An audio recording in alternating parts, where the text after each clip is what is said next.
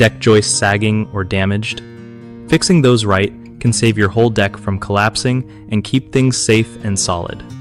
So, first off, you gotta check if the joists are really sagging or just look a little off.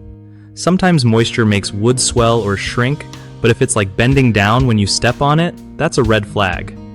Next, look for cracks, rot, or insect damage because those weaken the joists big time. If you spot damage, decide if you can repair it with sistering, basically attaching a new joist alongside the old one, or if you need to replace the whole thing. Proper spacing between joists matters too. Usually they should be spaced about 16 inches apart to handle the load. And don't forget to check the support posts and beams under your joists. If they're weak or shifting, your deck won't be stable no matter what. Use pressure-treated lumber or weather-resistant wood to avoid future problems.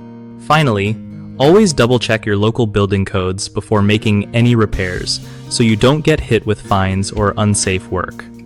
One of the biggest mistakes people make with deck joist repair is ignoring early signs of damage and waiting too long, which leads to costly replacements. Fix this by doing regular inspections and acting fast when you see sagging or cracks. Another common issue is using the wrong materials for repair, like untreated wood instead of pressure-treated, making the joists vulnerable to rot and bugs. Always use the right materials rated for outdoor use. The third problem is improper spacing or support, which causes uneven weight distribution and sagging over time.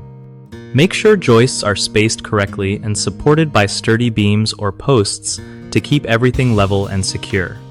BigHomeProjects.com is an awesome spot for homeowners trying to find trusted local contractors who know their stuff about deck repairs and remodeling.